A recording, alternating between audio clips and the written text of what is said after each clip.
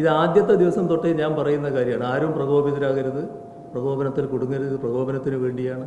നിങ്ങൾ എവിടെയെങ്കിലും കണ്ടിട്ടുണ്ടോ ഇതുപോലൊരു പരിപാടി നടക്കുമ്പോൾ അടി അടി അടിച്ചുകൊണ്ടിരിക്കണം എന്ന് പറഞ്ഞൊരു നേതാവിനെ ഏതെങ്കിലും കാലത്ത് കണ്ടിട്ടുണ്ടോ?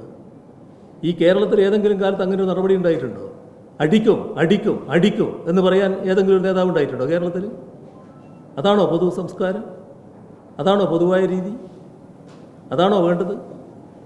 നിങ്ങൾക്കാർക്കും അതൊരു പ്രശ്നമായിട്ട് തോന്നുന്നില്ലല്ലോ. ഞാൻ പറഞ്ഞത് നിങ്ങൾ മറച്ചു വെക്കുന്നു.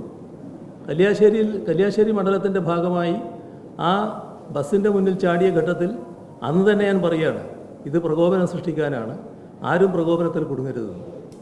അത് തന്നെയാണ് സംഭവിച്ചിട്ടുള്ളത്. പ്രകോപനത്തിൽ ആരും കൊടുക്കുന്നില്ല. അതുകൊണ്ടാണല്ലോ ഈ ആയിരക്കണക്കിന് ആളുകൾ നിൽക്കുന്നതിൻ്റെ അവിടെ രണ്ട് ആളുകൾ വന്ന് ചെടി ഇങ്ങനെ കാണിക്കുമ്പോൾ അവർ ചിരിച്ചുകൊണ്ട് നോക്കില്ലേ ഇവരെ? അത് കാണുകയല്ലേ?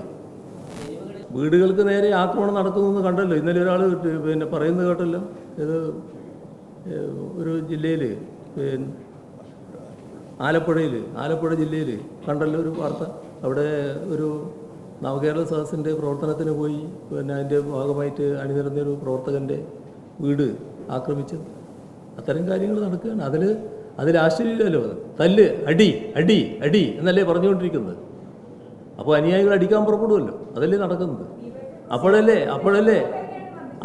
ഞാൻ പറഞ്ഞുകൊണ്ടിരിക്കുന്നത് പാലിക്ക് സംയമനം എന്നിങ്ങനെ പറഞ്ഞുകൊണ്ടിരിക്കുകയല്ലേ? എല്ലാ ദിവസവും പറയല്ലേ? അപ്പോഴും അടി അടി അടി എന്നല്ലേ? നിങ്ങൾ ബസ്സിൻ്റെ മുന്നിൽ ചാടിയതിനെക്കുറിച്ച് പറഞ്ഞപ്പോൾ എന്താ പറഞ്ഞത്? നിങ്ങൾക്കെന്താ സംരക്ഷിക്കേണ്ട കാര്യം? നിങ്ങളാരാ സംരക്ഷിക്കാൻ എന്നല്ലേ ചോദിച്ചത്?